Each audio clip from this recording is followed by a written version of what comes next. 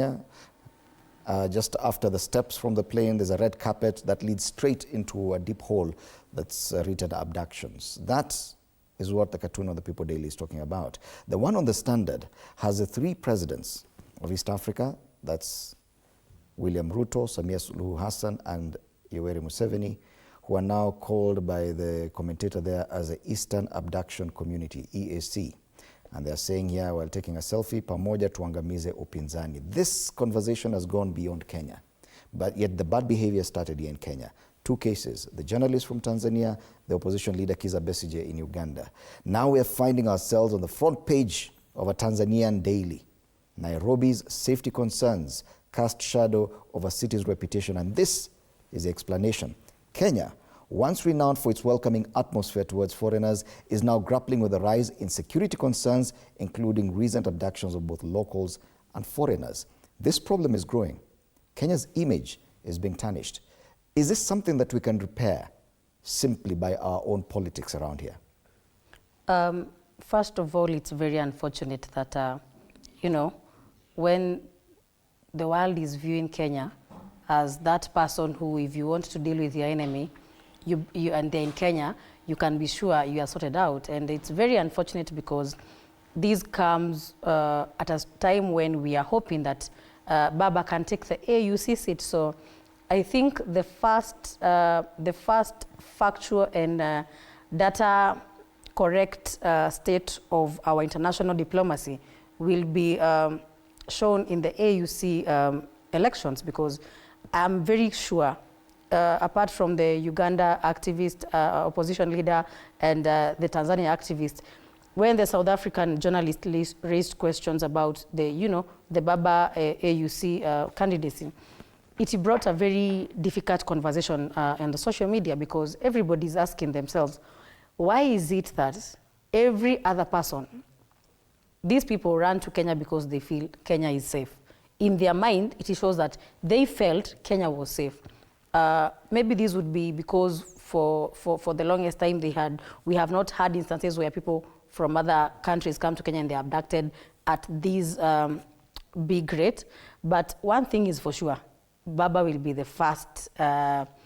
the first collateral damage of this AUC. You're already saying him as a casualty because yeah, he's a casualty because if your own nation where you come from cannot handle the safety of Kenyans, and your own nation where you come from cannot assure us as African presidents and African people that we can come to Kenya and be safe, then why should we give you a position such as AUC? So what I know is BAMBA will be the first casualty, and for Kenyans, I think the mode has been very clear. I've even seen Kenyans on Twitter say that if the Djibouti person takes it, he needs to come to Kenya for celebration. That shows how much Kenyans are eager to show the world who BAMBA is. I mean, who this regime is. And by the virtue of BAMBA has made it clear that he is in he's in good books with this regime, then he's going to be one of the people who take the burden home. But also again, in terms of tourist destination, we are going lower, because no tourist wants to come to Kenya and end up abducted. Because yes. What about the case of mistaken identity? I listened to the lady from Tanzania speak, and they were so sure it's her.